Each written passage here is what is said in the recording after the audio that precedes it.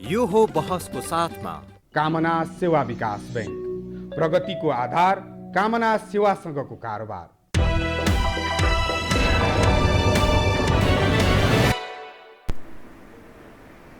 नमस्कार, यो हो बहसमा म यहाँहरूलाई हार्दिक स्वागत गर्दछु। जीवराम भण्डारी। आज यहाँहरू सामुन्ने उपस्थित हुनुहुन्छ देव प्रकाश त्रिपाठी। उहाँ वरिष्ठ पत्रकार हुनुहुन्छ, खारिएको पत्रकार भन्छु म उहाँलाई। प्रिन्ट, टेलिभिजन अर्थात् अडियो भिजुअल, रेडियो अनि अनलाइन यी सबैको उहाँलाई अनुभव प्राप्त छ। अगुवाईको भूमिका पनि उहाँले निर्वाह गर्नुभएको छ। पछिल्लो विकास भएको नेपालको राजनीतिक घटनाक्रम र कतिपय अन्तर्राष्ट्रिय घटनालाई नजिकबाट निहाल्ने, बुझ्ने त्यस्तो सामर्थ्य पनि राख्नुहुन्छ। स्वतन्त्र खालको छवि पनि छ। आज म देव प्रकाश त्रिपाठीसँग समसामयिक विषयमा केन्द्रित रहेर विषयहरू उठान गर्नेछु। सर्वप्रथम म उहाँलाई स्वागत गर्छु। स्वागत छ यहाँलाई। धन्यवाद छ जीवराजी। अब म कहाँबाट प्रवेश गर्न चाहेँ भने नेपालीहरूले अब नेतृत्व पङ्क्तिकै मानिसहरू भन्छन् 70-75 वर्षदेखिको चाहना संविधान सभा अनि त्यसमार्फत संविधान जारी, त्यो चिज सम्पन्न भयो। अनि कतिपयको बुझाइमा देश सिंहदरबारको अधिकार गाउँमा अनि सङ्घीयताको पनि कुरा, अनि यो हिन्दू राष्ट्र हुँदा पनि एउटा समस्या खडा भयो, त्यसैले निरपेक्ष बनाइदिने यो सत्ता र त्यसको इर्दगिर्दका मानिसहरूको कुरा गरिरहेको छु म। यी सबै चिज भयो भने नेपाल एउटा सुन्दर त्यस्तो कल्पना त्यो अवस्थामा प्रवेश गर्छ भन्ने कल्पनाहरू बाँडियो। फलत यी यावत जे भन्थे नेतृत्व पङ्क्तिका मानिस त्यो सबै प्राप्त भयो। विकास नहुनुमा एउटा चाहिँ अल्पमतको सरकार, दोस्रो राजनीतिक अस्थिरता बन्यो। त्यो अस्थिरताको कारण यसो दरबारतिर टेढ्याउँथे, त्यसले काम गर्न दिएन भन्थे। यी सब चिज पन्छाइयो, सब चिज प्राप्त भयो। पञ्चहरू हिजो बाधक भयो भने बहुदल आयो, बहुदलभित्र काङ्ग्रेसको हालिमुहाली चल्यो भनेपछि फेरि मानिसले कम्युनिस्टहरूलाई लौ न त भन्ने झन्नै 2/3 बहुमत निकटको अवस्था प्रवेश गराए। यो न भूतो न भविष्य जस्तो यो संविधान अनुसार साराका सारा हेऱ्यो। अब 2.5 वर्ष लगभग ओलीजीको नेतृत्वमा एक छत्र छ, तर उनीहरूकै बीच समस्या पैदा भयो। यसले राजनीतिक अस्थिरता त पैदा भयो, यथास्थितिमा चल्दैन भने निष्कर्ष पनि मानिस निकाल्न थाले। जनताको दिनादिन जुन अवस्था छ अभिगतमा परिणत भयो। मानिसमा आक्रोश जन्ने भावहरू प्रकट हुन थाल्यो। यो मूल कारण के हुन सक्छ? नेतृत्व समस्या हो, व्यवस्था समस्या हो, नेपाली जन हो या बाह्य तागत हो? मूल कारण के हुन सक्छ? कृपया यहाँ जस्तो प्रखर व्यक्ति जो खारिएको पनि भने मैले, जुन तपाईँको अनुभव छ, यो समग्र स्थितिलाई मैले अलिकति चित्रण गर्ने प्रयास गरेँ। कसरी हेर्नुहुन्छ कृपया? धन्यवाद जीवरामजी। समग्रमा त तपाईँले वस्तुस्थितिलाई प्रश्नकै रूपमा पनि पृष्ठभूमिमा उल्लेख गर्नुभयो। वास्तवमा नेपालको यो अवस्था बन्नुको पछाडि धेरैवटा कारणहरू छन्। कुनै पर्टिकुलर एउटै मात्र कारणबाट यस्तो अवस्था बन्यो भन्न मिल्दैन। धेरै कारणमध्ये पहिलो कारण चाहिँ के हो भने राजनीतिक चेतनाको अभाव, राजनीतिक सोचमा रहेका, राजनीतिमा क्रियाशील मानिसहरूको भूमिका र उहाँहरूको सोच चाहिँ पहिलो जिम्मेवार हो। दोस्रो कुरा चाहिँ जनताको चेतना स्तर हो। 2007 सालको परिवर्तनपछि राणाहरूले पनि कतिपय त राष्ट्रको पक्षमा काम गरेका थिए नि, तर हामीले उसलाई निषेध गर्ने नाममा उसका हरेक निर्णयहरू यो कुराले चाहिँ राष्ट्रलाई हित गर्न सक्छ भन्नेतर्फ हामीले नसोचिकन उसका राम्रा कुराहरू राखेर खराब कुराहरूलाई परित्याग गर्नुपर्नेमा लगत्तै हामीले चाहिँ धेरै कुराहरू छोड्यौँ, सबै कुराहरू छोड्यौँ राणाले अवलम्बन गरेको। तपाईँलाई उदाहरण दिन सक्छु म कि त्यसपछि राणा हटिसकेपछि मात्रै हाम्रो देशको उत्तरी सिमानामा बाह्य सैनिकले सुरक्षा दिनुपर्ने अवस्था बन्यो। राणाहरू हटिसकेपछि मात्रै संसारमै खतरनाक भूमिका निर्वाह गर्ने UMN, united mission to Nepal, जसले क्रिस्चियनिटीको लागि काम गर्छ, उनीहरूलाई चाहिँ नि भित्रियो होइन। यस्ता अरू पनि धेरै कुराहरू छन् जसले गर्दा सम्झाउनु। त्यसपछि चाहिँ नि यो नेपालको स्थितिलाई अर्कोतर्फ मोडियो, लगियो। 10 वर्षको करिब 7-8 वर्षको यो चाहिँ असहजतापछि 15 सालको चुनावले नेपाली काङ्ग्रेसलाई झन्डै 2/3 बहुमतको स्थितिमा दियो, सरकार चलाउन पायो। तर त्यो 2/3 सरकारप्रति पनि मानिसहरूको असन्तुष्टि, आक्रोश पनि रह्यो, अलिअलि नेतृत्वको पनि कमजोरी रह्यो। सबै कुराको सम्मिश्रणको रूपमा के भयो त भनेपछि राजाले अर्को प्रकारको कदम चाल्न पर्यो। हामीले के बिर्सनु हुँदैन भने हामीले 2007 साल, 2017 साल, 2046 साल, 2063 सालका मेजर परिवर्तनहरू 4वटा हुन्। यो 4वटा परिवर्तनहरूलाई केलाउँदाखेरि के देखिन्छ भने 2017 सालको परिवर्तन चाहिँ प्रजातन्त्रको प्रतिकूल भयो, तर राष्ट्रियताको दृष्टिकोणले चाहिँ 17 सालको परिवर्तन नेपालको इतिहासमा चाहिँ सुनौलो एउटा चाहिँ नि घटना बन्यो। प्रजातन्त्रको दृष्टिकोणले त्यो प्रतिकूल रह्यो, तर राष्ट्रियताको दृष्टिकोणले त्यो परिवर्तनले ठुलो योगदान दिएको छ भन्नुपर्छ। हामीले अब पूर्वाग्रह राख्नुपर्ने जमाना सकियो, यसरी व्याख्या गर्नुपर्छ जरुर। भने 2046 सालको परिवर्तन चाहिँ अलिअलि बाह्य भूमिका पनि भएको, तर देशभित्रको वामपन्थी, त्यसबेला त नेपाली काङ्ग्रेस नि वामपन्थी पार्टीमा रूपान्तरित भएको थिएन, एउटा नेपाली काङ्ग्रेस चाहिँ प्रजातान्त्रिक पार्टीकै रूपमा थियो होइन। अनि त्यस कारणले गर्दा नेपाली काङ्ग्रेस पार्टी प्रजातन्त्रवादी पार्टी, वामपन्थी पार्टी र राजाको बीचको संयुक्त प्रयासमा चाहिँ परिवर्तन भएको हुनाले 46 सालको परिवर्तन चाहिँ अहिलेसम्मको 4वटा परिवर्तनमध्ये सबैभन्दा सकारात्मक परिवर्तनको रूपमा देखिन्छ 46 को चाहिँ। तर 63 सालको परिवर्तन चाहिँ 17 सालको परिवर्तनको रिभर्स हो। जसरी 17 सालको परिवर्तन प्रजातन्त्र विरुद्ध लक्षित थियो, 63 सालको परिवर्तन राष्ट्रियता विरुद्ध लक्षित परिवर्तन हो। हामीले यो कुरा बिर्सनु हुँदैन। यो कसरी एउटा शब्द तपाईँले प्रयोग गर्नुभयो, काङ्ग्रेस त्यसबेला वामपन्थी पार्टीको रूपमा रूपान्तरित भएको थिएन 46 को मुभमेन्टमा, एउटा शब्द त्यो। यो 63 को परिवर्तन चाहिँ मुलुकको हितमा अर्थात् प्रजातन्त्रको राष्ट्रियताको चाहिँ विरुद्धमा भन्नुभयो। कसरी? पहिलो कुरा तपाईँले जुन वामपन्थी कसरी भयो काङ्ग्रेस भन्ने कुरा गर्नुभयो, 2046 सालको परिवर्तनमा काङ्ग्रेसको विचार दर्शन के थियो भने राष्ट्रियता, प्रजातन्त्र, समाजवाद र संवैधानिक राज संस्था, यो 4वटा कुरालाई आफ्नो वैचारिक आदर्शको पिलर बनाएको थियो, उसले आदर्शको आधार बनाएको थियो। त्यसै गरिकन 2046 सालको परिवर्तनमा के पनि जोडियो भने त्यसबेला कृष्णप्रसाद भट्टराईजी प्रधानमन्त्री हुनुहुन्थ्यो, उहाँको अगुवाईमा हामीले संविधान र संसदीय चुनाव पायौँ। त्यसबेला चाहिँ नि धर्मनिरपेक्ष बनाउनुपर्छ भनेर धेरै दबाब पैदा भएको थियो।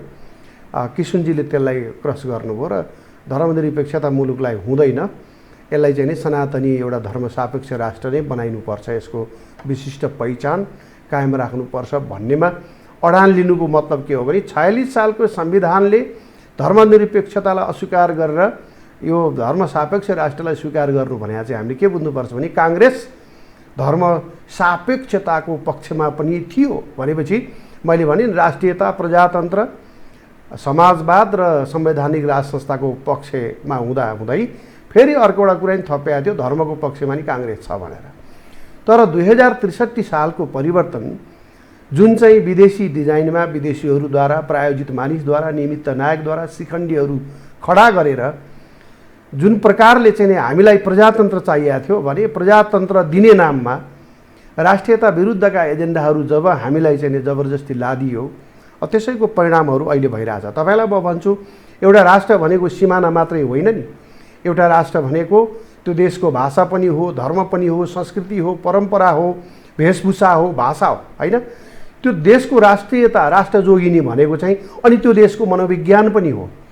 हाम्रो बिचको जुन सामाजिक सद्भाव थियो त्यसलाई भङ्ग गर्ने, हाम्रो देशको भाषा र भाषिक एकतालाई तोड्ने, हाम्रो देशको धर्म संस्कृति परम्परा नाश गर्ने, हाम्रो देशको संयुक्त सर्वोच्च चाहिँ सार्वभौमिकता जुन एकात्मकता थियो, त्यो एकात्मकता भनेको चाहिँ सार्वभौमिक एकता हो, सार्वभौमिक सर्वोच्चता हो, एकात्मकता हो। त्यो सार्वभौमिकतालाई तोडफोड गरेर 15 भागमा लाउनु खोज्ने हुँदा हुँदा 7 भागमा आइपुगेको छ। मतलब 7 ठाउँमा विभाजन गर्ने सार्वभौमिकताको यी जुन कामहरू भयो, यो सबै राष्ट्रियता ध्वंस गर्ने प्रकारले अगाडि बढाइएका कामहरू हुन्।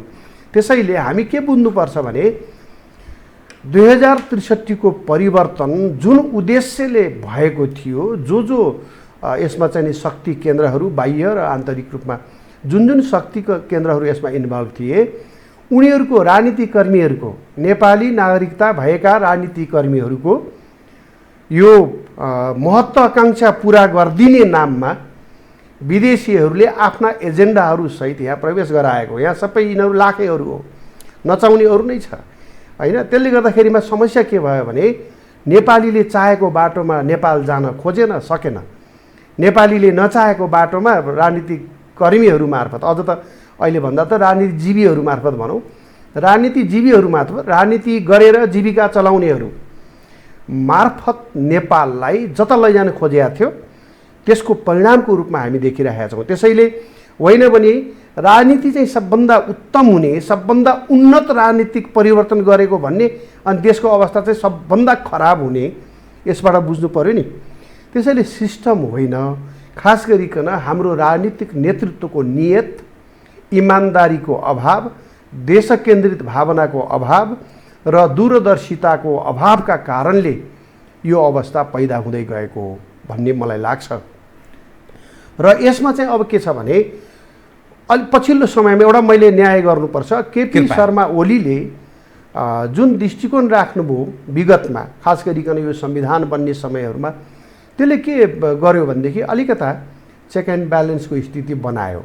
केही कुराहरू चाहिँ नि अब पुरै राष्ट्रियता विरुद्ध जान खोजेका कुराहरूलाई चेक गर्यो। जस्तै उदाहरण तपाईँलाई 15-13 वटा चाहिँ नि राज्य, जातीय राज्यमा देशलाई लैजान खोज्ने काम जुन भएको थियो, त्यो त फेरि केपी ओलीको कारणले त्यो चाहिँ नि अलिकता त्यसमा चाहिँ नि करेक्सन भयो भनौँ। 7मा झार्ने, करेक्सन 7मा झार, 7 भाग मात्रै देशलाई लाउने र जातीय आधारमा चाहिँ देशको प्रदेशहरूको नाम नराख्ने भन्ने लगायतका केही विषयहरूमा चाहिँ केपी शर्मा ओलीले अलिकता अडान लिनुभयो र यो अवस्थामा देश पुगेको छ। तर यही अवस्था पनि राष्ट्रको पक्षको अवस्था होइन। त्यो यो जुन तागत नेपालको राजनीतिमा हावी छ, अर्थात् कब्जा गरेको अवस्था छ, उनीहरूको इन्ट्रेस्टमा काम गर्थे भने यो यिनीहरू बिचको यो अन्तर्विरोध, द्वन्द्व जुन अवस्थामा प्रवेश गरेको छ, यथास्थितिमा यो चल्छ भन्नेमा धेरैलाई विश्वास हुन छोडिसक्यो। यो द्वन्द्व चाहिँ के को कारण हो? आन्तरिक नेकपाभित्रको मैले भन्न खोजेँ। यसमा तपाईँले कसरी बुझ्नुपर्छ भने जीवरामजी, के भयो? तपाईँ एकचोटि फ्ल्यासब्याकमा जानुहोस्। 2063 सालको परिवर्तनभन्दा अगाडि पनि केपी शर्मा ओलीका दृष्टिकोणहरू कसरी आउँथे र अरूहरूका दृष्टिकोणहरू कसरी आउँथे। 63 साल अथवा 62 सालदेखि नेपाली कङ्ग्रेसले विदेशीहरू मार्फत माओवादीलाई माध्यम बनाएर विदेशीहरूले जुन एजेन्डा बोकाए, त्यो एजेन्डामा नेपाली काङ्ग्रेस खुरुखुरु पछाडि लाग्यो। तर त्यसमा चाहिँ नि केपी ओली फेरि अडेर बसे। उनी चाहिँ नि यो सबै कुराहरू चाहिँ नि माओवादी मार्फत आएका एजेन्डाहरूलाई बोक्न सकिँदैन भनेर अडेर बसेका हुन्। एकताका कस्तो अवस्था थियो भने एकापट्टि केपी ओली, एकापट्टि माओवादी। अब माओवादी अन्तर्गत चाहिँ नेपाली काङ्ग्रेस पार्टी, त्यसपछि आएर यो राप्रपा, अब यो सबै प्रकारका पार्टीहरू, अनि यो मधेस केन्द्रित समूहहरू पनि नयाँ नयाँ पसलहरू खुलेका थिए। ती समूहहरू पनि चाहिँ नि एकै ठाउँमा भनेपछि हामीले यहाँ देख्दाखेरि चाहिँ नि माओवादीको एजेन्डामा यिनीहरू सबै गएको बेलामा पनि केपी शर्मा ओलीले चाहिँ एउटा बेग्लै अडान राखेर बस्याएको त फ्याक्ट हो नि। अहिले केपी ओलीमाथि प्रश्न गर्ने ठाउँहरू धेरै होला। अहिलेका कार्यशैलीहरूमा उहाँलाई चाहिँ नि करेक्सन गर्नुपर्ने अपेक्षा राख्नु चढेर अमेरिका पुग्नेदेखि लिएर कतिपय विषयहरूमा सम्झिरहेको। तर त्यस बेला जुन प्रकारले देशलाई जुन दिशामा लैजान खोजिएको थियो, त्यसलाई करेक्सन गर्ने मामिलामा उहाँको चाहिँ अलिकता योगदान भएकै हो। त्यसलाई हामीले कन्जुसाइ गर्नु पर्दैन। होइन भने बाँकी अरूले चाहिँ नि मुलुकलाई त्यहाँ पुर्याउनु खोजे उहाँहरूलाई पनि थाहा थिएन। जस्तै तपाईँलाई भन्छु, मैले एकचोटि 63-64तिर प्रचण्डजीलाई भेटेका थिएँ। भेट्न त मैले त्योभन्दा अगाडि पनि भेटेको हो, तर त्यति बेला चाहिँ मैले के भने तपाईँहरू यो सङ्घीयता जातीयताको एजेन्डा चाहिँ छोडिदिनुहोस् कि यसले देशलाई चाहिँ नि बर्बाद गर्छ, यो चाहिँ नि दूरगामी दृष्टिकोणले राम्रो मानिँदैन। तपाईँले कुन चाहिँ यो संसारको एकात्मक पद्धति भएको देशलाई विकेन्द्रीकरणमा नलगेर सङ्घीयतामा लैजाने कुरा तपाईँ कुन देशको उदाहरण देखेर सिकेको, के आधारमा भन्नुभएको भनेर मैले उहाँलाई सोधेको थिएँ। उहाँले भन्नुभयो त्यस्तो मने कुनै देश हेरेर होइन, हामी एउटा केही न केही नयाँ दिनुपर्छ भनेर दिएको भनेर भन्नुभयो। मैले उहाँलाई त्यस बेला भनेको थिएँ एकात्मक पद्धतिको देशलाई टुक्र्याएर सङ्घीयतामा लगेपछि राम्रो भएको चाहिँ मलाई एउटा उदाहरण दिनुहोस्, म तपाईँलाई बर्बाद भएको 10वटा उदाहरण दिन्छु भनेपछि उहाँले भन्नुभएको थियो अब म स्विजरल्यान्ड पुग्दैछु, स्विजरल्यान्ड अर्को हप्ता जाँदैछु, त्यस बेला भन्नुभयो। अनि त्यहाँ अध्ययन गरेर फर्केर आएपछि फेरि म देशका बुद्धिजीवीहरूसँग बहस छलफल गरेर अनि म एउटा चाहिँ नि निष्कर्षमा पुग्छु भन्नुभयो। तर त्यस्तो बहस छलफल गर्न आवश्यक किन थिएन भने उहाँहरूले अर्काको एजेन्डा बोक्नु पर्ने थियो। खास गरी के हो भने राज संस्था छैन्जेल नेपालमा विदेशीहरूको भूमिका प्रभावकारी ढङ्गले अगाडि नबढ्ने भयो। यो कुरा चाहिँ नै पश्चिमा शक्तिले कहिले महसुस गर्यो भने जब मुस्ताङमा चीनका विरुद्ध लड्नेहरूलाई सेल्टर दिन राजाले अस्वीकार गरे, जब सेल्टर लिएर बसेका खम्पा विद्रोहीहरूलाई राजाले चाहिँ समाप्त गर्ने काम गरे त्यो बेला 2030, 31, 32 सालतिर, त्यसपछि पश्चिमा शक्तिहरू नेपालमा राज संस्था भएसम्म हाम्रा एजेन्डाहरू हाम्रा इच्छाहरू सहजै पूर्ति हुँदैनन् भन्ने निष्कर्षमा पुगे। अरू देशहरू कुन कारणले पुगे त्यो पनि बेग्लै पाटो छ। राज संस्थालाई हटाइसकेपछि राज संस्था त फर्केका उदाहरण पनि छन्। बेलायतमा 12 वर्षपछि फर्क्यो, स्पेनमा 33 वर्षपछि फर्क्यो, थाइल्यान्डमा 12 वर्षपछि फर्क्यो भनेपछि अब के अरे कम्बोडियामै फर्केको छ यही नजिकै। भनेपछि यो चाहिँ नै इतिहासले गर्दा एकचोटि राज संस्था हटाइसकेपछि कहिले पनि नफर्काउन के गर्नु पर्यो त भनेपछि त्यहाँनिर सङ्घीयता चाहियो। सङ्घीयता भइसकेपछि अलग अलग प्रदेशहरू हुन्छ, उनीहरूले आफ्नै प्रकारको सार्वभौमिकताको उपभोग गरिराखेका हुन्छन् अनि केन्द्रको आदेश मान्न बाध्य हुँदैनन्। त्यो अवस्थामा चाहिँ फेरि देश यो चाहिँ राज संस्था सहितको देश बन्न सक्दैन। अर्को कुरा राज संस्था टिकेको हिन्दुत्वमा रहेछ भन्ने उनीहरूको विश्लेषण भएपछि यसलाई धर्मनिरपेक्ष बनाइदिने, क्रिस्चियनिटी बढाउने, त्यसपछि सङ्घीयतामा लैजाने, उसले टेकेको राज संस्था टेकेका ठाउँहरू जे छ सामाजिक सद्भावमा टेकेका थियो होइन, सामाजिक सद्भाव खलबेलाइदिने, जातीयता चाहिँ नि भड्काइदिने, एउटा जाति र अर्को जाति बिचमा विश्वासै नराख्ने स्थिति बनाउने। अनि यो सबै कामहरू गरेको किन भन्नु होला भनेदेखि फेरि राज संस्था फर्किन नसकोस् भनेर। मूल टार्गेट चाहिँ नै राज संस्थालाई गरिएको के को लागि भन्दा यो देशमा आफ्नो भूमिका बढाउनको लागि, पराई शक्तिको भूमिका बढाउनको लागि। त्यसको लागि कसलाई प्रयोग गरियो भनेपछि एकदम पद पाउन आतुर आकाङ्क्षी महत्त्वाकाङ्क्षी जसरी भए पनि एउटा पद चाहियो भनेर भन्दै हिँडेकाहरू, सडकमा कुदिरहेका चाहिँ नै मानिसहरूलाई चाहिँ नि टिपेर हुन्छ ल यो चाहिँ तपाईँहरूलाई चाहिँ हामी पुर्याइदिन्छौँ तर चाहिँ तपाईँहरूले यो एजेन्डा बोक्नुपर्छ भनेर ल्याएको। अब अहिले पछिल्लो चरणमा चाहिँ कम्युनिस्ट पार्टीभित्रको तपाईँको मूल प्रश्न चाहिँ नि कम्युनिस्ट पार्टीभित्रको अन्तर्द्वन्द्वको कुरा गर्दा हिजैदेखि केपी शर्मा ओली र माओवादी बिचको हामीले अन्तर्विरोधलाई बुझ्नुपर्छ। दुईटै कम्युनिस्ट हो, दुईटैले हिंसात्मक आन्दोलनमा आफूलाई जोडेका थिए। तर यसमा हामीले प्रष्ट रूपमा बुझ्नुपर्छ, हिंसात्मक आन्दोलनमा पनि केपी ओलीहरूले सुरु गरेको हिंसात्मक आन्दोलन चाहिँ त्यस बेला निरङ्कुश भनिएको पञ्चायती व्यवस्था विरुद्ध थियो। दोस्रो कुरा ठ्याक्कै आफैले नेतृत्व गरेको होइन केपी ओलीले, यसो रमाइलोको लागि पछि लाग्यो भन्ने बुझिन्छ त्यो बेला।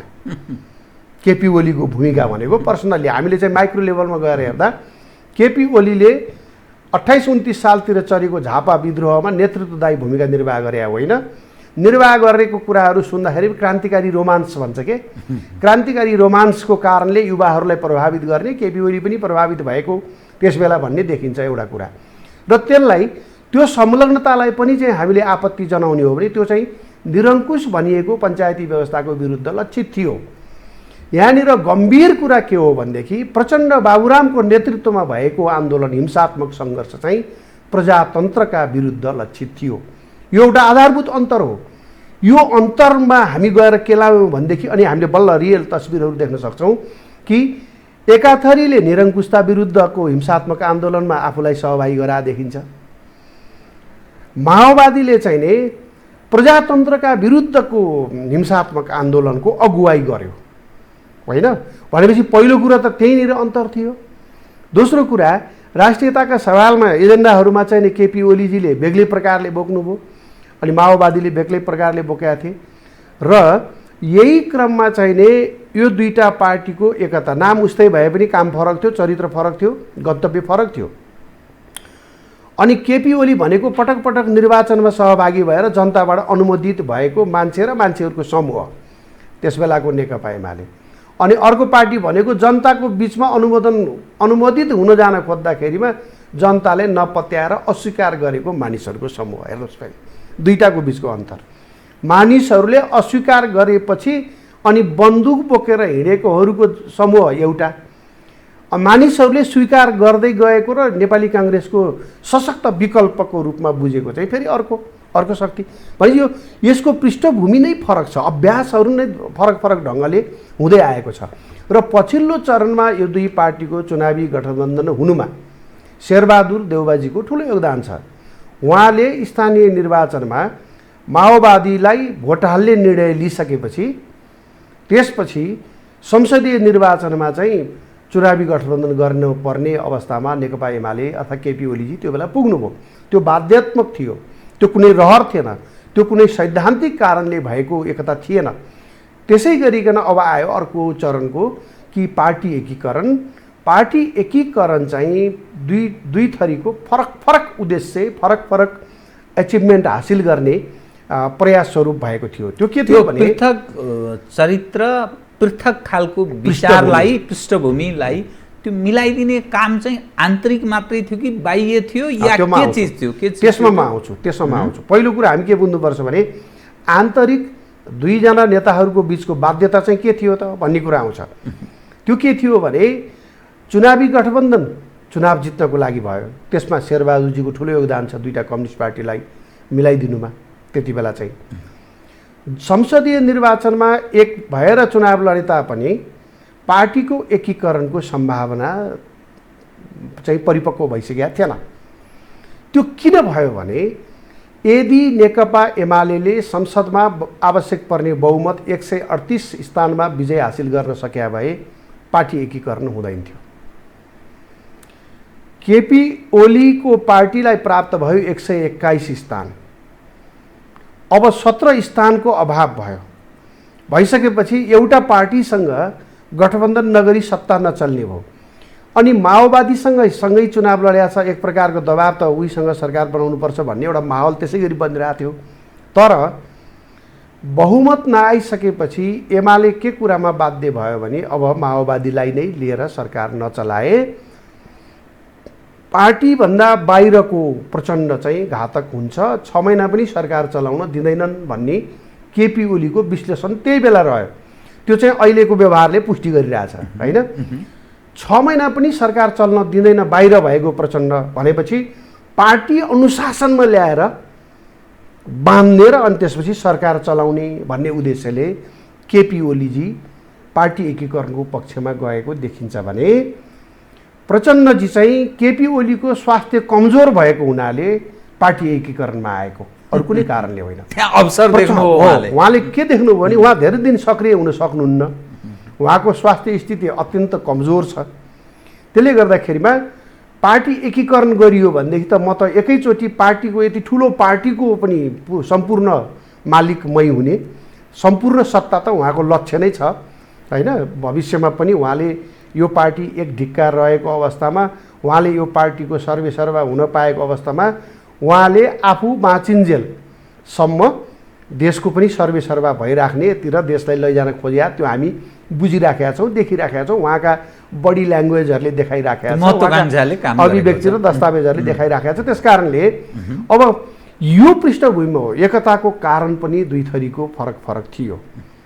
वास्तवमा त्यसबेला तपाईँलाई म एउटा जानकारी पनि गराउँ, नेपाली काङ्ग्रेसको तर्फबाट र कतिपय बाह्य शक्तिहरूबाट चाहिँ प्रचण्डजीलाई मधेसी दल र यो काङ्ग्रेस मिलेर अनि माओवादी मिलेर सरकार बनाउने र 5 वर्षसम्म तपाईँ नै प्रधानमन्त्री बन्ने भनेर एउटा प्रतिबद्धता चाहिँ जाहेर भइराखेका अवस्था थियो। त्यो प्रस्ताव प्रचण्डजीले करिब करिब स्वीकार गर्न लागिसकेका अवस्था हो। करिब करिब उहाँले चाहिँ नि एमालेसँग एकीकरण नगर्ने, सरकारै चाहिँ नि आफै प्रधानमन्त्री भएर बनाउने भन्ने पनि थियो। तर विभिन्न दबावका कारण भएन। अब तपाईँलाई दबावको पछाडि देखिने कारण चाहिँ कार्यकर्ताहरूबाट पनि प्रेसर हो। कम्युनिस्ट पार्टीहरू अब एकीकरण पनि हुनुपर्छ, एउटै शक्ति बन्नुपर्छ, भविष्यमा अरू शक्तिलाई फेरि चाहिँ नि ढिम्किन दिनु हुँदैन भन्ने प्रकारले पनि एउटा मनोविज्ञान बन्यो। अनि नदेखिने कारण के हो भने यो संविधान जुन अहिले छ, जसको एजेन्डा हो संविधानले बोकेको, यो संविधानको रक्षा जसले चाहन्छ त्यो शक्ति भनेको पश्चिमा शक्ति हो। यो एकीकरणमा धेरैले भन्छ कम्युनिस्ट पार्टीको एकीकरण भन्ने बित्तिकै चाइनिजलाई स्वत भन्ने गरिन्छ। चिनियाहरूको कुरा पनि गरौँला हामी एउटा सन्दर्भमै हामी कुरा गरौँला। तर कुरा के हो भने त्यसबेला पश्चिमा शक्तिहरू यही शक्ति बोक्न चाहन्थ्यो, किनभने कम्युनिस्टले जति सजिलोसँग चाहिँ नि देश विरुद्धका एजेन्डाहरू बोक्छ, अरू पार्टीले बोक्न गाह्रो हुने। अरू पार्टी भनेको खास गरिकन काङ्ग्रेसले र अरू कतिपय परम्परागत चाहिँ विचार राख्ने, परम्परावादी विचार राख्ने पार्टीहरूले, अरू राष्ट्रवादी पार्टीहरूले चाहिँ यो बोक्न नसक्ने। त्यसैले त्यो सजिलै किन सजिलै बोक्ने, यो कारण के हुन? एउटा कारण चाहिँ त्यसको फिलोसफिकल कारण चाहिँ के हो भने कम्युनिस्टहरूलाई यो देश भन्ने अस्तित्व चाहिँ नै राख्नु हुँदैन, मेट्नुपर्छ भन्ने फिलोसफीबाट गाइडेड। उहाँहरूले कल्पना गरेको अवस्था के हो भने यो राज्यहरू सबै विघटन हुनुपर्छ, यो देशहरूको अस्तित्व संसारमा राख्नु हुँदैन भन्ने फिलोसफीबाट गाइडेड। त्यसैले जत्रो भए पनि त्यो आफ्नो सत्ता चाहिँ पाइसकेपछि अनि जत्रो भए पनि भूभाग कब्जा गरेर अनि त्यहाँ चाहिँ राजा भएर बस्ने एउटा देखिन्छ नि त। उता कोरियाको हेर्नुभयो भने त्यही देखिन्छ। मतलब राज्य सत्ता जसरी भए नि प्राप्त गर्ने के हुन चाहिँ सैद्धान्तिक कारण के हो भने अरू पार्टीले अरू पक्षले लिएको राज्य सत्ता चाहिँ कहिले पनि विघटन हुँदैन। त्यसैले हामीले राज्य सत्ता एकचोटि लिएपछि कहिले पनि छोड्नु हुँदैन जबसम्म साम्यवाद आउँदैन। साम्यवाद ल्याउनको लागि राज्यको देशको विघटन गर्नु पर्यो भनेपछि त्यो न्यूमा राज्य सत्ता लिएपछि कहिले छोड्न चाहिँ। तर देशहरूप्रतिको उनीहरूको धारणा चाहिँ दार्शनिक दृष्टिकोणले नै यो कमजोर भएर नाश भए पनि केही फरक पर्दैन भन्ने मान्यता, दार्शनिक मान्यता भएको हुनाले एउटा कारण त्यो सजिलो जुनसुकै। दोस्रो कुरा उहाँहरूको चाहिँ नि स्कुलिङ नकारात्मकताबाट भएको हुन्छ जहिले पनि, त्यस कारणले अलिकता आवेगी हुन्छन्। फेरि एउटा मान्छे कम्युनिस्ट हुनलाई यो हेड चल्न थाल्यो भनेदेखि कम्युनिस्ट हुन गाह्रो हुन्छ। कम्युनिस्ट हुनको लागि चाहिँ मान्छे चाहिँ आवेगी हुनुपर्छ, एकदम आक्रोशजन्य नकारात्मक देख्ने। यो भाव चाहिँ जहिले पनि उद्वेलित भइराख्ने होइन, बुद्धिले भन्दा बढी भावनाले काम गर्ने, सकारात्मकताले भन्दा नकारात्मकताले काम गर्ने, आवेगमा काम गर्नेहरू हुनुपर्छ। एउटा विशेषता त्यो हो। जब मानिसले बुद्धिले काम गर्न थाल्छ, जब ज्ञानले काम गर्न थाल्छ, जब ऊ स्थिर भावतर्फ अगाडि जान थाल्छ, त्यसपछि चाहिँ के हुन्छ भने त्यो भावनात्मकता भने त चलायमान हुन्छ, अस्थिर हुन्छ। अनि त्यसबाट ऊ चाहिँ त्यसमा फड्को मार्यो भनेदेखि त्यो मान्छे फेरि कम्युनिस्ट भएर बसिरहन गाह्रो हुन्छ। अहिले पनि म कम्युनिस्ट पार्टीमा, खास गरी नेकपा एमालेमा अब पहिल्यैदेखि लागे हुनाले कम्युनिस्ट भइहाल्यो भनेर भनेका, तर अरू सबै आचरण व्यवहार, नाम बाहेक आचरण व्यवहार सोचले हेरियो भने अलिक प्रजातान्त्रिकतर्फ गइसकेका जस्तो त्यस्तो महसुस हुन्छ व्यक्तिहरूको चाहिँ। त्यो चाहिँ बाध्यात्मक स्थितिमा चाहिँ कम्युनिस्ट भएर बस्नु पर्या भनौँ। होइन भने सैद्धान्तिक रूपमा कम्युनिस्टको कुरा गर्ने हो भने त्यो क्रान्तिकारिता भने के भने जे यथास्थितिमा छ त्यसलाई बदल्नेलाई क्रान्तिकारिता भन्ने, त्यसको सकारात्मक नकारात्मक प्रभावको पनि विश्लेषण भएको देखिँदैन। त्यसैले जे जति एजेन्डा विदेशीहरूको बोक्यो त्यो त काङ्ग्रेसले 30 वर्षसम्म सत्ता बाहिर बस्यो। सङ्घर्ष त काङ्ग्रेसले नि गरिराखेको थियो कुनै न कुनै रूपको, तर विदेशीको एजेन्डा बोक्न खोजेन नि होइन। तर त्यही कारणले काङ्ग्रेसको प्रभावको कारणले र नेपाल कम्युनिस्ट पार्टी माले उ बेलाको माले जति बेला यो 2035 सालतिर स्थापना भएको माले झापा विद्रोहको चाहिँ पृष्ठभूमिमा त्यो नेकपा मालेले एकचोटि हिंसात्मक सङ्घर्ष गरेर त्यसमा ठक्कर पाएर 14 वर्ष 15 वर्ष जेल यातना शारीरिक अन्य यातना भोगेर गोलघरको यातना भोगेर हामी हिँडेको बाटो गलत रहेछ जनताकै बिचमा जानुपर्छ भन्ने रियलाइजेसन भएर आएकाहरूले एउटा प्रजातान्त्रिक अभ्यास पनि गरिराख्या फेरि जनताले पनि अनुमोदन गर्दै गएको हुनाले त्यो चाहिँ एउटा अवस्थामा थियो। अब त्योभन्दा पनि अझै अर्को चाहिँ क्रान्तिकारी शक्ति जन्माएर जसले चाहिँ हरेक एजेन्डाहरू सजिलैसँग बोकोस् आफ्नो चाहिँ नि उद्देश्य पूर्तिको भन्दा त्यो चाहिँ नि माओवादी चाहिँ त्यसमा सहायक बन्यो, त्यसरी एजेन्डाहरू बोक्यो। तपाईँ हामीले हेऱ्यौँ भने यहाँ चाहिँ नि ठुल्ठुलो चाहिँ त्यस बेला चाहिँ नि दिल्ली सम्झौता धोका हो भनेर नारा लाउँथे। माओवादीले प्रस्तुत गरेको 40 सूत्रीय मागमध्ये 9वटा त भारतको विरुद्ध लक्षित थियो, 9वटा माग। तर त्यो माओवादीले चाहिँ नि भारतमा अटल बिहारी वाजपेयी समक्ष लिखित आत्मसमर्पण पत्र बुझाउँदा यो फेरि आइसकेको छ, किताबमै आइसकेको कुरा, यो आरोप होइन, यो सार्वजनिक भइसकेको कुरा। त्यहाँ चाहिँ नि हामी भारतको इच्छा विपरीत केही पनि गर्दैनौँ, हामीलाई संरक्षण दिनु पर्यो भारतमा, हामी नेपालको चाहिँ राज संस्था चाहिँ हटाउन चाहन्छौँ, नेपालमा परिवर्तन गर्न चाहन्छौँ, तपाईँहरूले हामीलाई भूमि दिनु पर्यो, संरक्षण दिनु पर्यो, सहयोग गर्नु पर्यो भनेर लिखित प्रतिबद्धता, त्यसलाई आत्मसमर्पण पत्र भनौँ, त्यो जाहेर गरेको भने मतलब आफ्ना निजी महत्त्वाकांक्षा पुरा गर्न देशलाई दाउमा राख्ने शक्ति।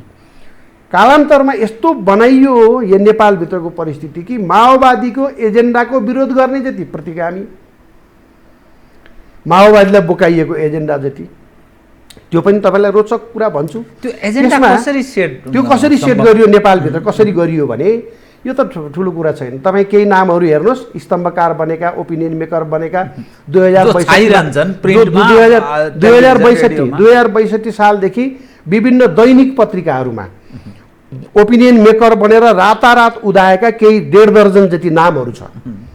उहाँहरूले यो एजेन्डामा लेख्ने डिएफआइडीबाट पेरोलमा बसेर युएसएआइडीबाट गाइडेड भएर अनि स्तम्भकार बनेर बस्ने, अनि कतिपय सबैलाई नभनौँ कतिपय डेली अखबारलाई पनि तिनै शक्तिले फेरि इन्फ्लुएन्समा लिएर यिनीहरूको विचार आएपछि चाहिँ छाप्ने। भनेपछि जुन अखबार डेली अखबारहरू पढे पनि तिनै मान्छेहरू ती 15-18 जना मान्छेको मात्रै आर्टिकल आउने, आम पिपुललाई चाहिँ यसरी चाहिँ एउटा गाइड गरियो, दिग्भ्रमित मतलब एउटा टनेलमा हालियो कि यो नै विचार सही हो, यो बाहेक अरू सबै प्रतिगमनकारी विचार हो भनेर एउटा मानिसको धारणालाई पनि चाहिँ नि हेर्नुहोस् एउटा सकारात्मक धारणातिर जानुपर्नेमा ट्विस्ट गरेर लगिएको हो। हामी त त्यो हेरिराखेका थियौँ। त्यसबेला हामीले ल है देश बर्बाद हुन्छ है, यसले चाहिँ देश बन्दैन, देश त झन् बर्बाद हुने भयो भनेर हामी त्यो बेलादेखि संहिताले पार्ने असर यो हो, जातिवादले पार्ने असर यो हो, धर्मनिरपेक्षताले पार्ने असर यो हो, हामी राजाका गल्तीहरूलाई सच्याउँ, राजाबाट भएको गल्तीहरूलाई सच्याइदिउँ वा प्रजातन्त्र सुनिश्चित गर्ने काम गरौँ भन्नेमा त हामी सबै नेपाली छँदै थियौँ नि होइन। तर अरू अवाञ्छित एजेन्डाहरू बोकाउन चाहिँ गजब एउटा रमाइलो तरिका अपनाएको थियो त्यो बेला। अब अहिले त तलब भत्ता छुट्या हुनाले होला कोही कोहीले चाहिँ नि अब फेरि अहिले चाहिँ नि अलिकता बसिया छन् एउटा अध्याय सकेर। तपाईँको प्रश्न के थियो भने विदेशी शक्तिले किन एकता गरायो त्यति बेला चाहिँ भन्ने कुरा, खास गरी पश्चिमा शक्तिहरू यो संविधानको निर्माता हुन्। यो संविधान जारी हुँदा भारतीय भूमिका तपाईँ हामीले देखेका छौँ। पहिला जे भए पनि संविधान जारी हुने बेलामा करेक्सन गराउनु खोजे हो। त्यो करेक्सनलाई अस्वीकार कसले गर्यो भनेदेखि पश्चिमा शक्तिले अस्वीकार गर्यो। पश्चिमा शक्तिहरू यो सङ्घीय धर्मनिरपेक्ष जातिवादीलाई के भन्छ समावेशी यो गणतन्त्रात्मक संविधानको रक्षा कम्युनिस्टहरूबाट मात्रै हुनसक्छ र माओवादी हावी भएको पार्टी एउटा शक्ति एउटा क्रिएट गरियो भने यो चिजको रक्षा हुनसक्छ भन्ने मान्यता पश्चिमा शक्तिको हो। त्यही पश्चिमा शक्तिको इच्छामा पनि यो कम्युनिस्ट पार्टीहरूको एकता भएको। तपाईँ बाह्य अदृश्य शक्तिको कुरा गर्नुहुन्छ भने उनीहरूको भूमिका थियो। अब एउटा कुरा चाइनिज चाहिँ छँदै थिएन त भन्ने कुरा पनि आउँछ। वास्तवमा 63 सालको परिवर्तनमा चाइना त निरपक्ष थियो, उसले न पक्षलाई सहयोग गर्यो न अर्को आन्दोलनकारीलाई सहयोग गर्यो।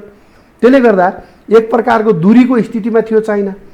तर उसलाई नेपाल जस्तो एउटा संवेदनशील छिमेकी, संवेदनशील भू अवस्थिति भएको छिमेकमा सबै नौला मान्छेहरूले राज गरेको र आफ्नो प्रतिकूल मानिसहरूको मात्रै राज्य भएको अवस्थालाई त्यसलाई चाहिँ उसले सहजै स्वीकार गरेर बस्न सक्दैन थियो।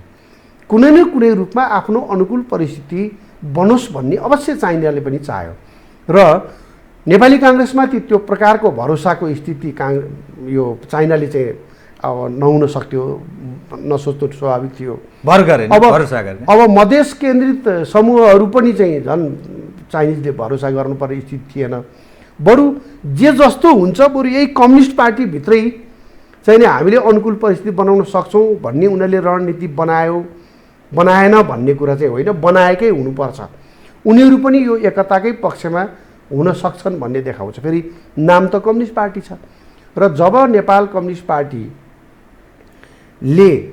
चुनाव जित्यो, एकता भयो, एकीकरण भयो, भइसकेपछि त चाइनिजहरूले त दुई देशबीचको यो भाइचारा सम्बन्ध स्थापन गर्ने, दुई पार्टी बिचको सत्तारूढ पार्टीहरू बिच विशिष्ट सम्झौता छ, विशेष सम्झौता गरेका छ। हामी सबैलाई देखाएर गरे हो त्यो।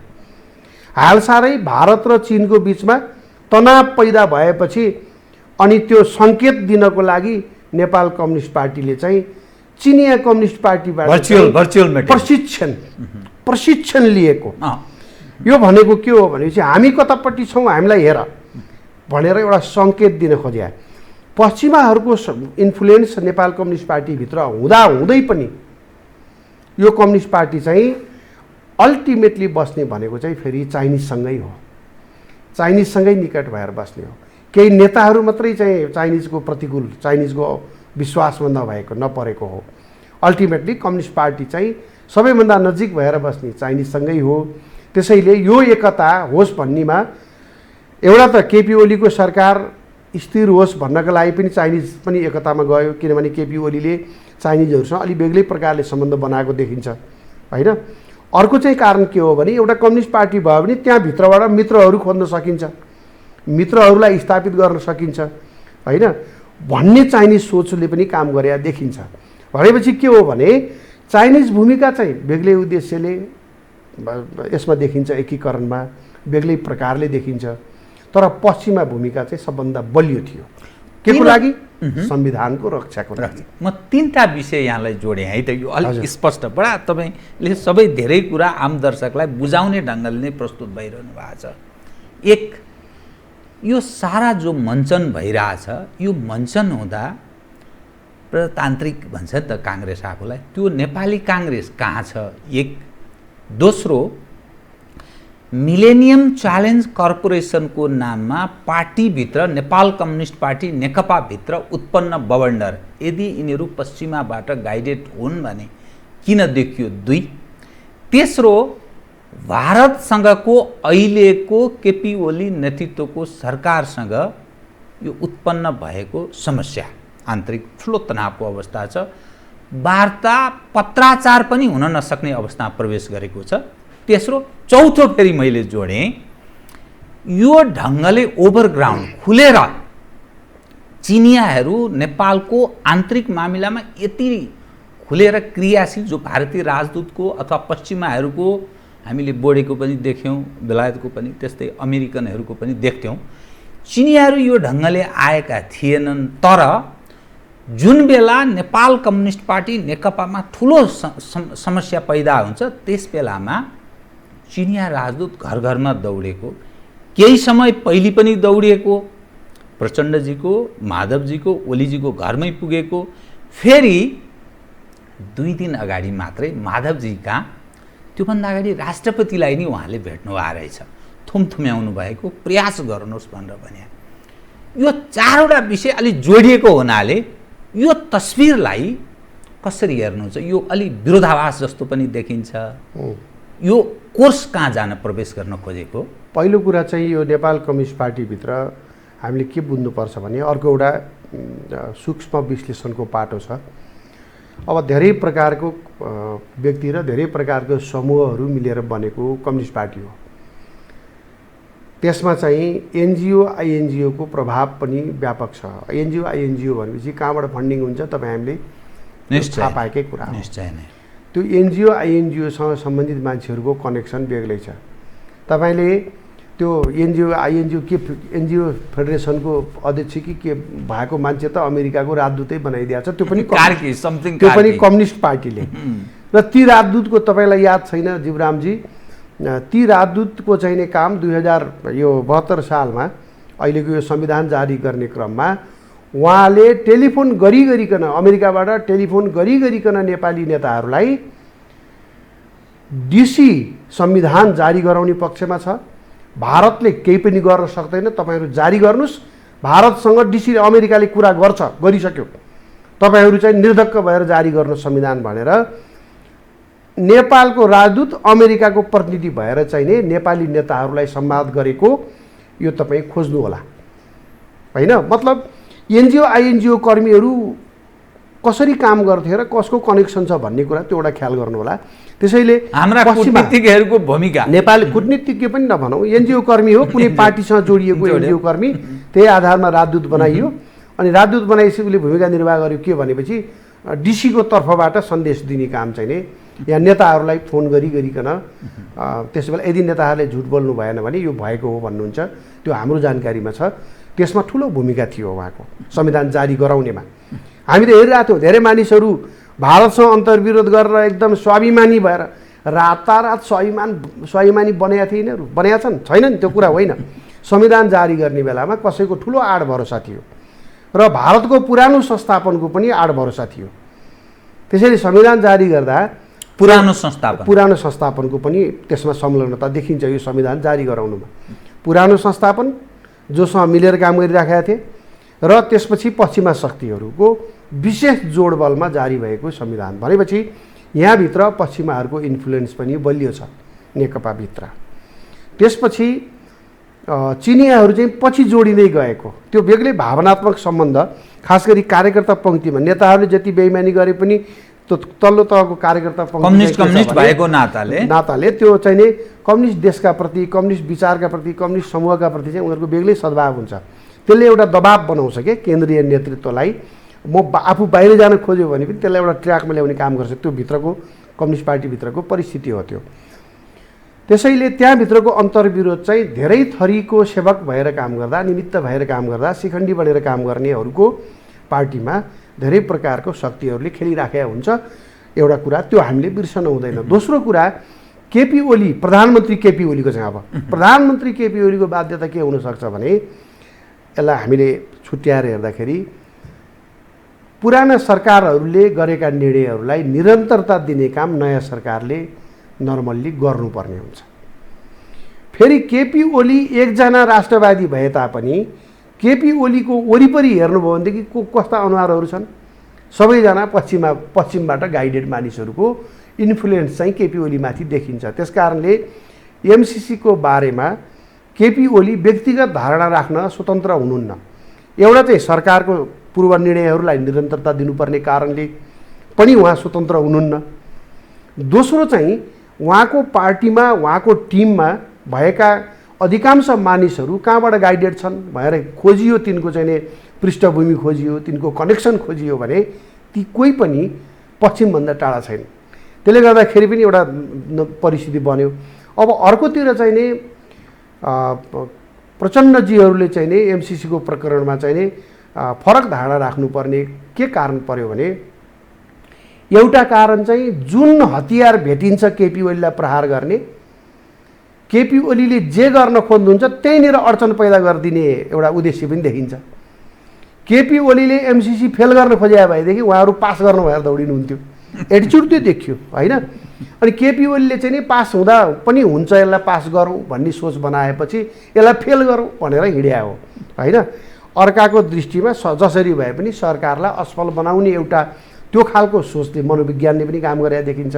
अर्को चाहिँ के हो भने प्रचण्डजी अघिल्लो वर्ष चाहिँ नि एक्सपोज हुनुभएको छ। चिनिया विदेश मन्त्री आउने क्रममा उहाँले त कोठाभित्र एउटा कुरा भन्ने, बाहिर अरू कुरा भन्दै आउनुभयो। अहिलेसम्म दुनियाँलाई चकमा दिँदै आएको। तर चिनिया विदेश मन्त्रीसँगको मिटिङ चिनिया विदेश मन्त्रीले एक्सपोज गरिदिनु भयो, अन्तर्राष्ट्रियकरण गरिदिनु भयो। त्यो गरिसकेपछि प्रचण्डजीको बाध्यता के हो भने अब यसै नाङ्गो उसै नाङ्गो, अब चाइनिजसँगै भन्ने प्रकारले चाइनिजसँग चाहिँ नै नजिक हुने प्रयास गरिराखेका देखिन्छ पछिल्लो चरणमा उहाँले। र एमसिसी फेल गर्दा चाइनिज खुसी हुन्छ होला र अझै मप्रतिको विश्वास बन्ला भन्ने प्रकारले पनि त्यो विश्वास आर्जनका लागि पनि यसले प्लसै गर्ला भन्ने उद्देश्यले पनि होइन आफै अनुमान गरे हो। चाइना चाहिँ हाम्रो पनि अनुमान हो एमसिसीको पक्षमा छैन होला, अमेरिकी सहयोग नेपालले ल्याओस् भन्ने पक्षमा चाइना छैन होला भन्ने हो। चाइनाले त एमसिसीको सहयोग नल्याऊ भनेर कुनै तरिकाले सङ्केत गरेका छैन, भनेका छैन होइन। भनेपछि हामीले पनि यो अनुमानै गर्ने हो चाइनिज पक्कै पनि यो पक्षमा छैन भनेर। भनेपछि उहाँहरूले पनि चाहिँ नि एमसिसीको विपक्षमा उभिँदा चाइनिजको विश्वास आर्जन गर्न सकिन्छ भन्ने एउटा दोस्रो कारण चाहिँ त्यो गर्नुहोस्। त्यसैले एउटा यो कित्ता चाहिँ फरक हुनुको एउटा फ्याक्टर त्यो देखिन्छ। अब मैले भने नि तपाईँलाई केपी ओली एमसिसीको पक्षमा हुने कारण चाहिँ दुईवटा, निरन्तरता अघिल्लो सरकारको निरन्तरता दिने बाध्यता हुन्छ। दोस्रो चाहिँ के हो भने उहाँ मात्रै चाहिँ नि एउटा राष्ट्रवादी सोच राख्ने मान्छे हो, वरिपरि चाहिँ उहाँको पनि अर्कै सोच राख्ने मानिसहरूको दबाब पनि बढिराखेको छ। यो हामीले बिर्सन हुँदैन। भने यतापट्टि एमसिसीको विरोध गर्ने कारण पनि दुईवटा। एउटा कारण चाहिँ नि केपी ओलीलाई अप्ठ्यारो बनाउने, अर्को कारण भनेको चाइनिजलाई खुसी बनाउन सकिन्छ कि यो यसरी अडान लिँदा भनेर हो। यही कारण हो यसको अन्तर्द्वन्द्वमा नेपाल फँसेको छ। नेपालको राष्ट्रिय हित कसरी गर्ने भनेर बहस भएकै छैन सत्तारूढ पक्षभित्र पनि र बाहिर पनि। हामीले पनि हामी सबैहरू एक एक थरीले एउटा एउटा समातेर कुदिराखेका छौँ, कोही पक्षमा पूर्ण, कोही चाहिँ पूर्ण रूपमा विपक्षमा। अनि अब अर्को कुरा काङ्ग्रेसको कुरा जहाँसम्म गर्नुभयो, तपाईँलाई एउटा उदाहरण दिन्छु म। धेरै मानिसहरूलाई के पर्छ भने जस्तो हामी चाहिँ एउटा क्रियाशील मान्छे, सशक्त मान्छे, भूमिका निर्वाह गरिरहेको मान्छे, चाहे परिवारको लागि होस्, चाहे देशको लागि होस्, चाहे घरको लागि, फ्याट्ट मर्दाखेरि मान्छेले चाहिँ नि त्यो घर परिवारका सदस्यले मरेको कुरा पत्याउनै सक्दैन।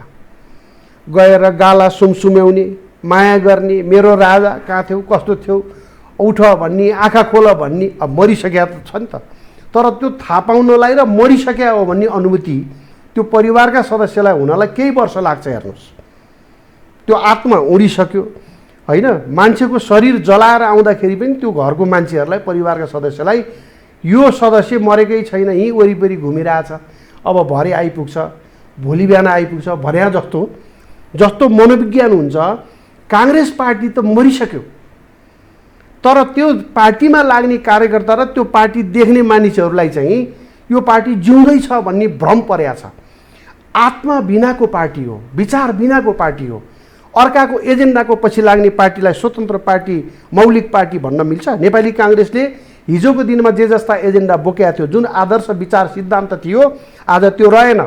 मधेस केन्द्रित समूहभन्दा बढी क्षेत्रीयतावादी, आङ्काजीहरूभन्दा बढी जातिवादी, अनि कुनै को भन्दा चाहिँ बढी सङ्घीयतावादी, अनि कुनै को भन्दा पनि बढी क्रान्तिकारी, बढी कम्युनिस्ट भन्दा बढी कम्युनिस्ट, जातिवादी भन्दा बढी जातिवादी, क्षेत्रीयतावादी भन्दा बढी क्षेत्रीयतावादी, आफ्नै कुनै मौलिक विचार सिद्धान्त र जुन कुराले, जुन विचारले उसलाई स्थापित गरेका थियो त्यो विचारै नबोकेपछि त्यो आत्मा बिनाको, विचार बिनाको, प्राण बिनाको एउटा शरीर मात्रै हो त्यो काङ्ग्रेस। वास्तवमा नेपाली कङ्ग्रेस भएर आजभन्दा अगाडि 12-14 वर्ष अगाडि हामीले जुन पार्टीको परिकल्पना गर्थ्यौँ अब त्यो पार्टी रहेन।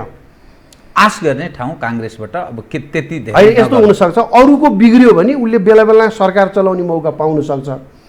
आफ्नै कार्यक्रम, आफ्नै आदर्श, आफ्नै सिद्धान्त, आफ्नै दर्शन, विचार, आफ्नै नीतिले शासन गर्ने कुरा चाहिँ समाप्त भयो। अब अरू फेल भएको बेलामा, अरू असफल भएको बेलामा कहिलेकाहीँ चाहिँ नि मौका पाउन सक्छ नि त जसले पनि। लाटोको खुट्टा पनि बाटोमा भन्छ नि, त्यसै गरेर मौका आउनुलाई नै काङ्ग्रेसको सफलता मान्ने हो भने चाहिँ मान्न पाइयो। होइन भने आफ्नै बुतामा, आफ्नै वैचारिक बुतामा, आफ्नै नीति कार्यक्रम इमान्दारीको बुतामा चाहिँ अब मौलिक सिद्धान्तको बुतामा काङ्ग्रेसको पुनर्स्थापन अहिले देखिँदैन। काङ्ग्रेस पार्टीको भूमिका। त्यस कारणले तपाईँ हेर्नुभयो भने केही पनि छैन। अब यसमा म कार्यक्रमको अन्त्यतिर आएँ कि 3टा विषय चाहिँ तपाईँले अलि स्पष्ट नै गरिदिनु ठिक हुन्छ, किनभने दर्शकको पनि त्यो अपेक्षा हुन्छ, हजुर, अन्याय पनि हुन्छ यो विषयलाई हामीले स्पष्ट गर्न सकेनौँ भने। नेपाल कम्युनिस्ट पार्टी नेकपा जसलाई हामी भन्छौँ नि, अन्तत्वगत्वा हुन्छ कि एक, किन लेफ्टिस्टहरूलाई तपाईँले जति नजिकबाट बुझ्ने क्षमता राख्नुहुन्छ, कम सञ्चार क्षेत्रमा काम गर्ने मानिसहरूले बुझ्छन्। 1 नम्बर 2 नेपाल र भारत बीचको जुन तनाव उत्पन्न भएको छ यसले निकाल्ने निष्कर्ष के। तेस्रो विषय चाहिँ त्यो चिनिया राजदूतको दौडधुपलाई चाहिँ तपाईँले अलिक प्रस्ट्याइदिनु भएन। यो 3वटा विषय अन्तत्वगत्वा र विकल्प के भन्ने चौथो विषय कृपया, किन मसँग समय धेरै भएन, 4वटा कुरा। चिनिया राजदूतको सक्रियता चाहिँ 2टा कारण छ यसको पछाडि पनि मैले देखेको। एउटा चाहिँ पुरानो चीन होइन, अब पुरानो गरिब चाइना होइन, अब चाइना आफ्नो सुरक्षाप्रति बढी संवेदनशील भएको र ऊ चाहिँ एउटा महाशक्ति राष्ट्रमा रूपान्तरित हुन खोज्दै गर्दा आफ्नो छिमेकको स्थितिप्रति उसले बढी चासो राख्नुपर्ने, बढी निगरानी राख्नुपर्ने, आफ्नो पनि कुनै न कुनै प्रकारको भूमिका हुनुपर्ने, होइन भने आफू सुरक्षित हुन नसक्ने भन्ने चाइनिज सोचले पुरानो चाहिँ साइलेन्ट डिप्लोमेसीबाट चाइनालाई बाहिर ल्याउन खोजेको देखिन्छ। त्यसैले उसको भूमिकाहरू बाहिर अन्यत्र पनि हुन थालेका छ। त्यसै गरिकन दोस्रो कुरा चाहिँ के हो भने अब नेपाल कम्युनिस्ट पार्टी र चिनिया कम्युनिस्ट पार्टीको बिचमा भएका सम्झौताहरू हेर्नुहोस्, औपचारिक सम्झौता हेर्नुहोस्, परस्पर सहयोग गर्ने भन्ने छ।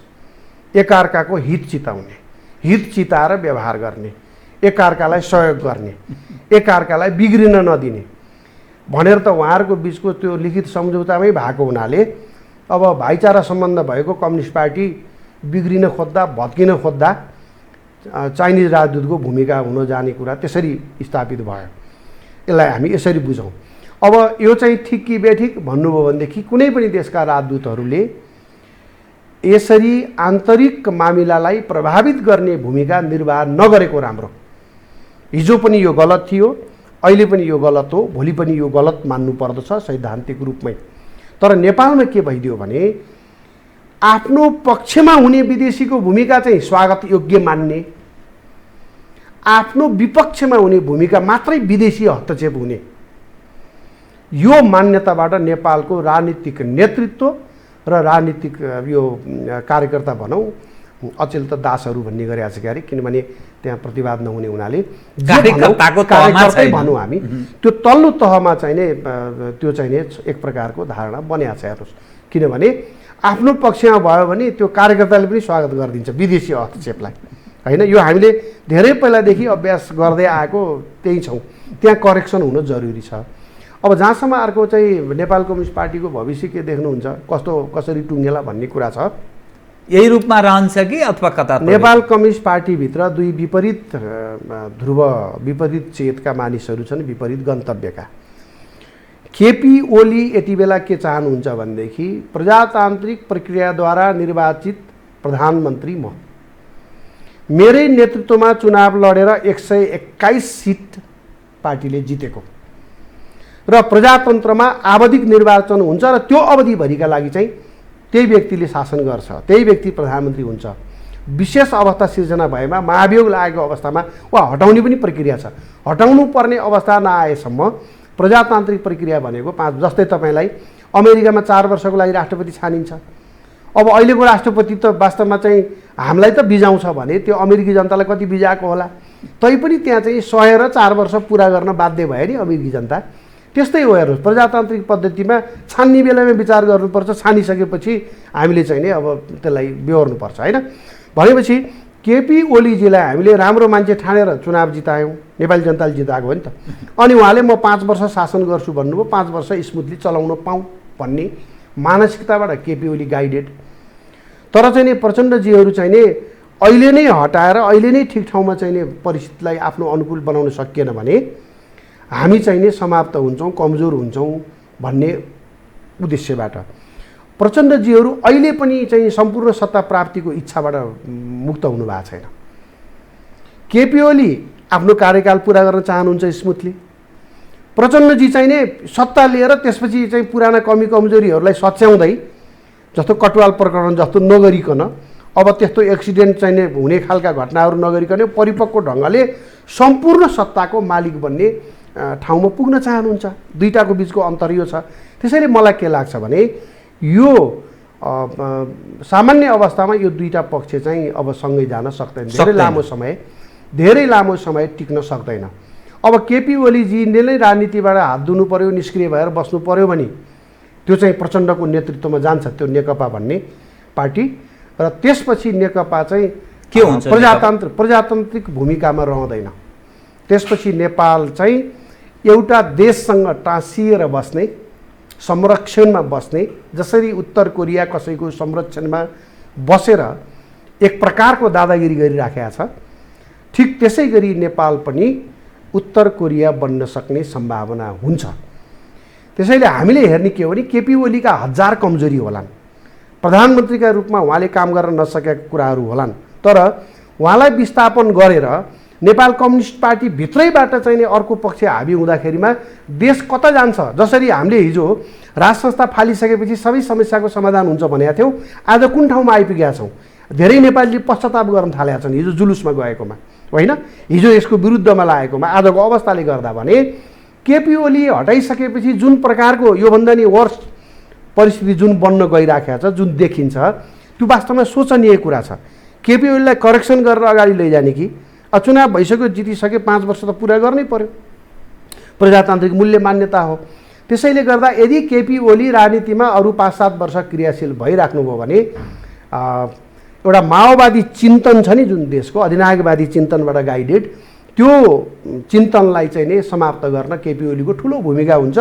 त्यति बेला सम्भवतः प्रचण्डजीहरू चाहिँ नि यो पार्टीमा रहन नसक्ने अवस्था बन्न सक्छ जस्तो लाग्छ मलाई। अब ठिक अन्त्यमा आधा मिनटमा मसँग समय भएन कि अलिक नेपाल भारत र विकल्पको कुरा गरे एकदम छोटो एउटा सुन्नुहोस्, नेपालमा के हो भनेदेखि राष्ट्रियताको विषय कहिले पनि राजनीतिक विषय होइन, तर नेपालमा राष्ट्रियताको विषयलाई समेत राजनीतिकरण गरियो।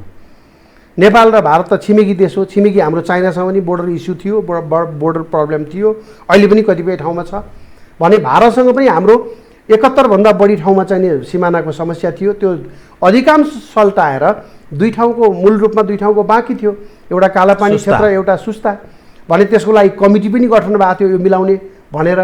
25 वर्षदेखि क्रियाशील चाहिँ टोलीलाई 2063 सालको परिवर्तनपछि भङ्ग गरियो, होइन 2064 सालमा आएर रातारात भङ्ग गरियो।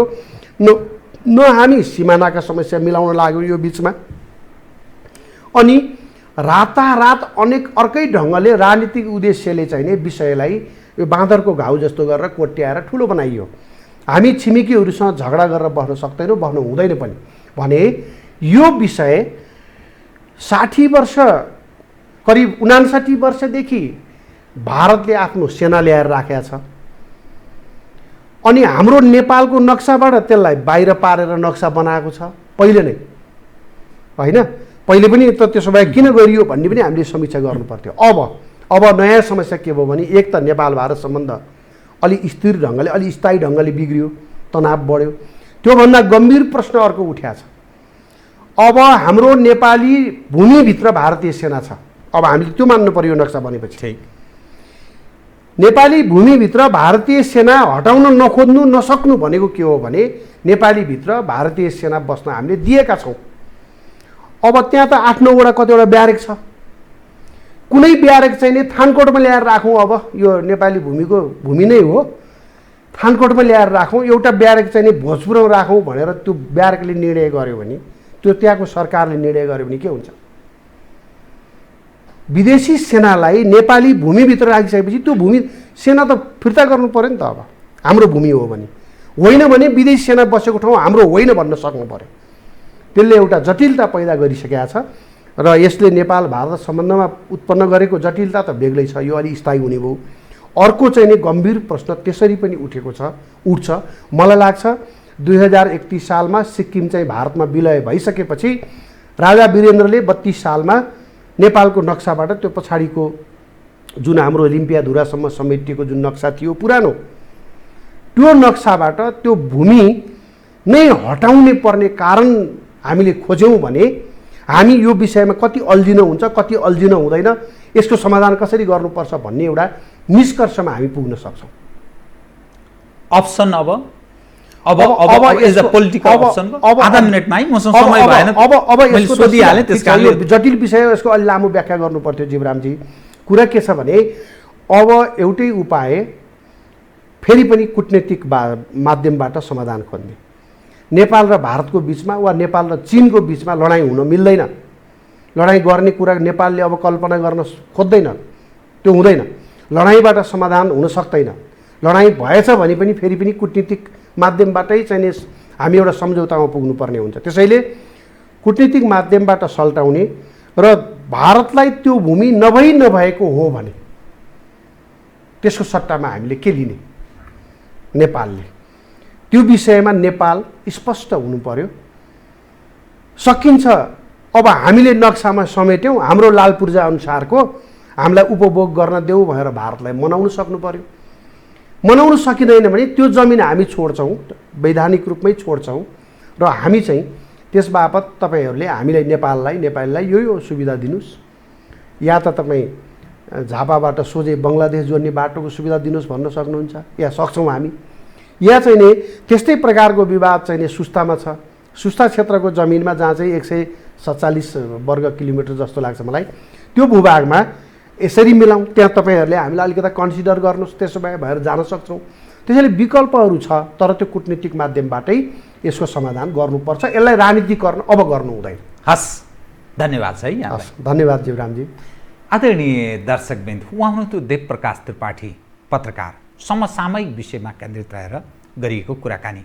म सहित मेरो सम्पूर्ण युनिटलाई कार्यक्रमबाट बिदा दिनुहोस्, तर यो हो टेलिभिजन, हेर्दै रहनुहोला। नमस्कार।